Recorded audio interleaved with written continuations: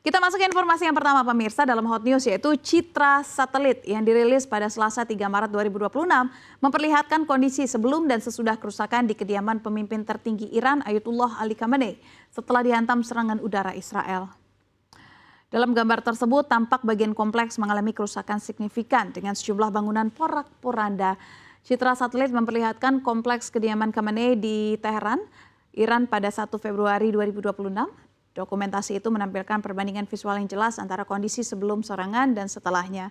Area yang sebelumnya utuh berubah menjadi puing, memperlihatkan dampak langsung dari gempuran udara terhadap simbol penting kekuasaan di Iran. Citra satelit menunjukkan gambaran umum kompleks kepresidenan dan kompleks kediaman Khamenei di Teheran, Iran yang diambil 22 Februari 2026 sebelum serangan udara. Selain kediaman Khamenei, citra satelit memperlihatkan lokasi strategis lain di Teheran, diantaranya adalah Kompleks Peradilan, Kantor Kementerian Intelijen, Markas Islamic Revolutionary Guard Corps atau IRGC, serta Pengadilan Revolusi yang disebut menjadi sasaran. Citra satelit juga menunjukkan kompleks kehakiman di Teheran sebelum dan sesudah serangan udara.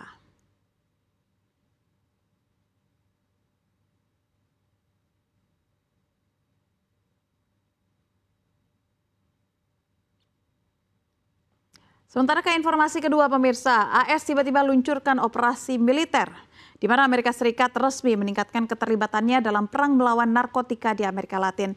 Komando Militer Amerika Serikat yang bertanggung jawab atas operasi serangan terhadap kapal-kapal yang diduga menyelundupkan narkoba di kawasan Karibia dan Pasifik mengkonfirmasi bahwa pihaknya telah memulai operasi gabungan dengan Ekuador untuk memerangi perdagangan obat terlarang. Komando Selatan Amerika Serikat atau United States Southern Command atau SOUTHCOM menyatakan kedua negara telah meluncurkan operasi terhadap organisasi teroris yang telah ditetapkan di wilayah Ekuador.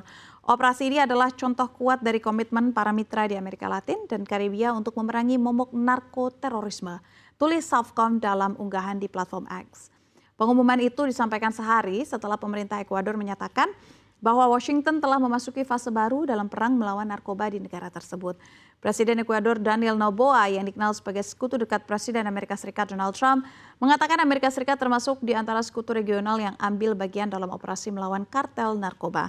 Kelompok-kelompok ini memanfaatkan pelabuhan Ekuador sebagai jalur pengiriman kokain ke pasar internasional. Pada Senin, Noboa menggelar pembicaraan di Quito dengan Kepala SOUTHCOM, Francis Donovan, serta Mark Schaffer, pimpinan operasi khusus Amerika Serikat untuk Amerika Tengah, Amerika Selatan, dan Karibia. Menurut pernyataan resmi kantor Presiden Ekuador, dalam pertemuan tersebut mereka membahas rencana berbagi informasi dan koordinasi operasional di bandara serta pelabuhan laut. Sekitar 70% narkotika yang diproduksi Kolombia dan Peru sebagai produsen kokain terbesar dan kedua terbesar di dunia dikirim melalui negara tetangga, Ekuador. Posisi geografis ini menjadikan Ekuador titik transit strategis dalam jaringan perdagangan narkoba global.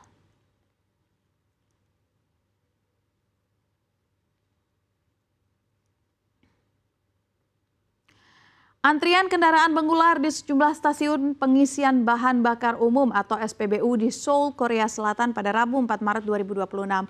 Warga berbondong-bondong mengisi tangki di tengah lonjakan harga minyak global akibat perang di Iran. Para pengemudi khawatir harga bahan bakar akan terus merangkak naik dalam beberapa hari ke depan. Seorang warga menyebut situasi kali ini berbeda dibandingkan dengan perang Rusia-Ukraina, terutama setelah muncul laporan bahwa Iran memblokir Selat Hormuz, jalur vital pengiriman energi dunia. Operasi SPBU mengaku antrean lebih panjang dari biasanya. Sejumlah pengemudi mengaku cemas terhadap resiko kenaikan lanjutan, terlebih di tengah ketidakpastian geopolitik dan juga gejolak nilai tukar. Korea Selatan sendiri mengimpor hampir seluruh kebutuhan minyak mentahnya sehingga rentan terhadap gangguan pasokan dan fluktuasi mata uang. Won sempat melemah melewati level 1.500 per dolar Amerika Serikat untuk pertama kalinya dalam 17 tahun sebelum akhirnya pulih setelah Bank Sentral memberi sinyal kesiapan meredam volatilitas berlebihan di pasar. Analis menyebut perang di Iran dan penutupan Selat Hormuz dapat mendorong harga minyak Brent crude oil menembus $100 AS per barel jika konflik berkepanjangan.